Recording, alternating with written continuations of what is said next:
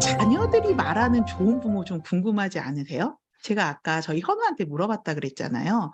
"너는 어떤 엄마를 좋은 엄마라고 생각하니?" 인제 이야기했더니 아이가 이렇게 쭉 이야기를 하는 걸 들으면서 '그럼 애들은 생각보다 그렇게 대단한 걸 말하지 않을 수도 있다.'라는 그 현우의 이야기에 제가 힘을 얻어서 '아이들은 뭐라고 대답을 할까?' 이걸 나이대에 따라서 저희가 논문을 전부 다 찾았어요. 애들이 말하는 그 좋은 부모에 대한 연구 자료를 다 찾았는데요. 하나씩 같이 보여 드릴게요.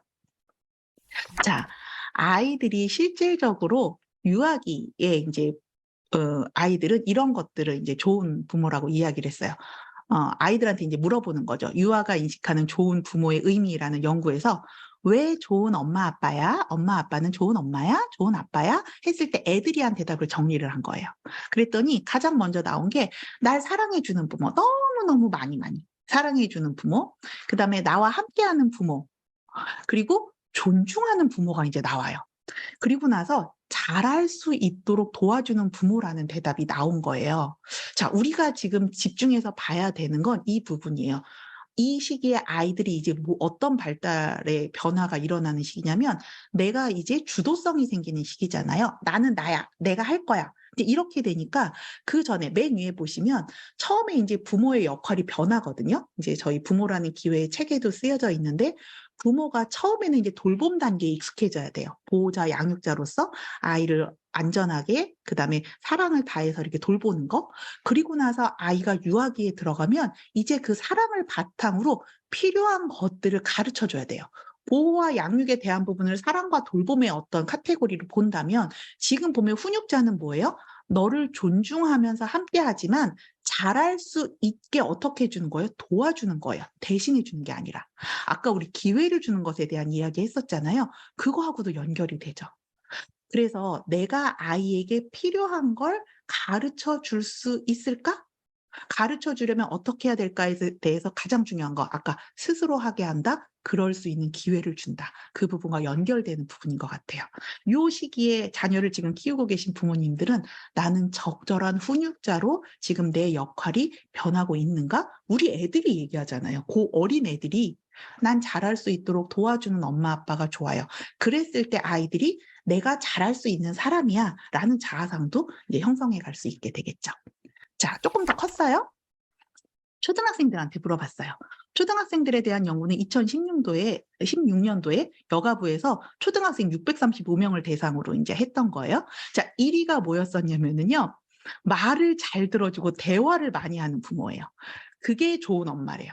그러니까 이 시기의 아이들은 어때요? 특성이 뭐냐면 계속해서 도전이 주어져요. 인제 엄마 아빠의 눈에서 인제 보이지 않는 단계들이 인제 생기는 거죠. 그래서 도전이 주어지고 사회 속에서 자기 스스로 어떤 다양한 발달과업을 수행해야 되는 어떤 미션이 주어진 시기잖아요. 그래서 많은 격려와 지지가 필요하고 그다음에 그 불안을 누군가와 좀 나누고 싶어 해요. 그게 인제 이 아이들이 부모에게 기대하는 거죠. 말을 잘 들어 주고 대화를 많이 하는 잘 들어주는 대화예요. 잔소리를 많이 하는 거 아니고. 그쵸? 어. 맞아요. 이 대화가 서로 다를 수 있다는 게 함정이에요. 저는 말을 많이 하는데요. 애들은 "우리 엄마는 잔소리를 많이 해요. 우리 아빠는 나한테 다른 사람과 비교를 많이 해요." 그러면 이건 대화가 아닌 거죠. 그다음에 아까 아빠들이 제일 아쉬워하는 함께 많은 시간을 보내는 부모를 이 시기에 원해요. 그리고 이 시기의 아이들은요. 아이들도 부모와 함께 많은 시간을 보내고 싶어 하는데 부모 입장에서 보면은요. 아이와 함께 많은 시간을 보내기에 참 좋은 시기예요. 그렇지 않아요? 그쵸? 내가 실제로 아이들을 대할 때 아이하고 내가 일방적으로 맞춰 줘야 되는 게 아니라 함께 할 수 있는 것들이 굉장히 많죠. 이런 부분들을 함께 할 수 있고 그리고 나서 인제 아이 입장에서 이런 얘기를 하는 거예요. 남과 비교하지 않고 있는 그대로 나를 좀 인정해 주는 부모. 결국은 이 시기에 아이들이 '비교를 많이 당하고 있다.'라는 반증이기도 해요. 아이들이 느끼기에. 우리 엄마가 자꾸 그런 거지. 니네 반에 뭐는 애들은 몇 점이야? 다른 애는 뭘 잘했어?" 뭐 이런 것들을 인제 물어보는 거죠. "너만 그랬어? 다른 애들도 그랬어?" 이런 것들. "누가 더 잘했어?" 이런 것들. "그 친구는 어디 살아?" 그 친구네 엄마 아빠는 뭐해부터 시작해서 있잖아요. 이걸 아이들도 아는 거예요. 그다음에 아이 입장에서 이해하고 존중하는 부모가 필요합니다. 요 부분에 대한 이야기를 아이들은 좋은 부모라고 이야기를 하고 있습니다. 그래서 이 시기에 부모가 성장해야 되는 거, 우리가 변해야 되는 거, 배우고 노력해야 되는 거는 단순히 뭔가를 많이 가르치려고 하는 게 아니라 격려하고 지지할 수 있는 진짜 격려와 지지, 평가형 칭찬이 아니라 정말로 지지형 칭찬을 할 수 있는 격려자로서 성장하는 거. 이게 이제 중요한 부분이 되는 거죠. 자, 청소년기 궁금하시죠?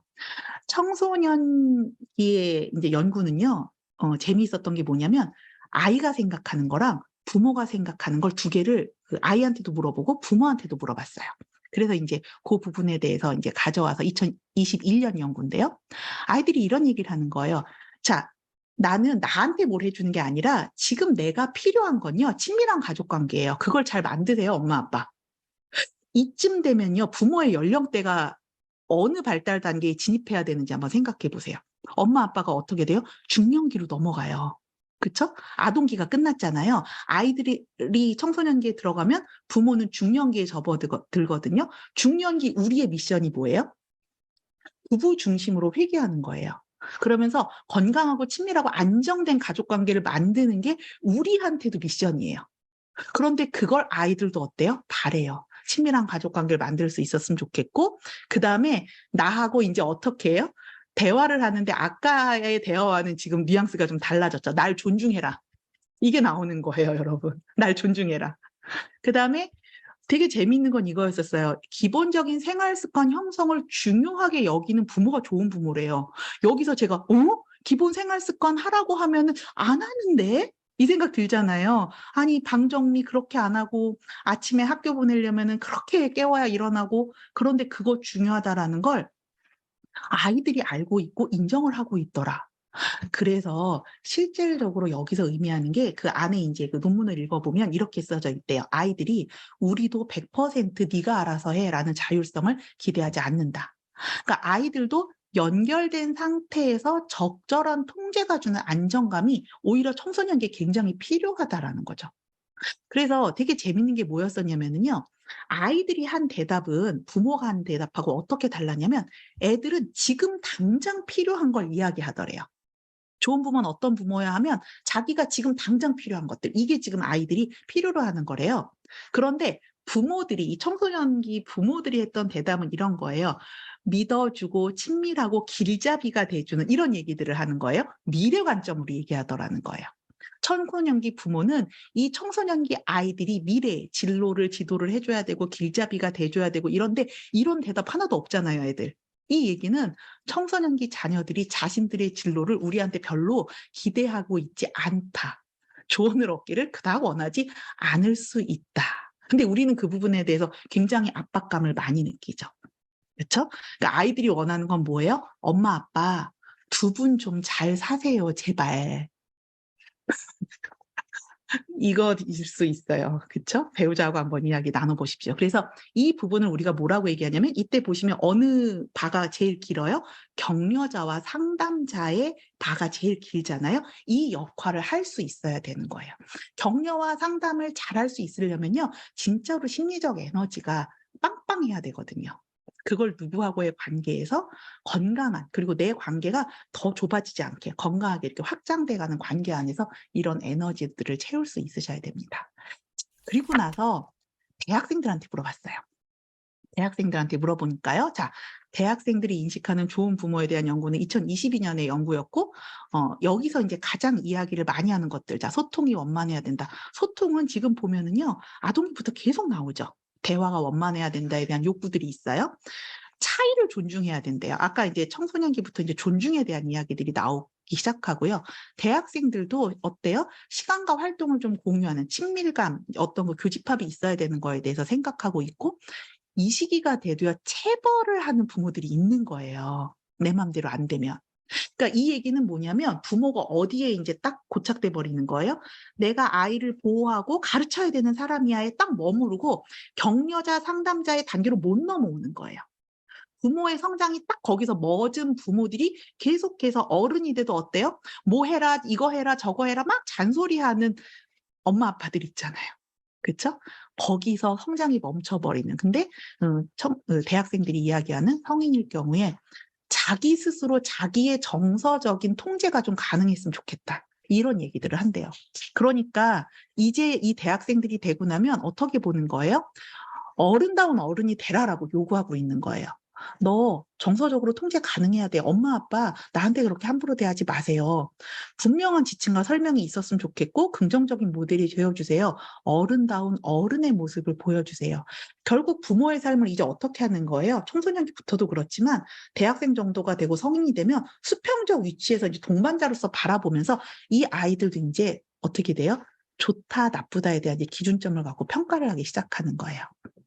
그래서 "이 시기에 우리는 어떻게 해야 된다? 동반자로서 성장해 나가야 된다." 이렇게 이야기를 합니다. 성장 시기별로 자녀들이 말하는 좋은 부모를 꿰뚫는 공통점이 하나가 있어요.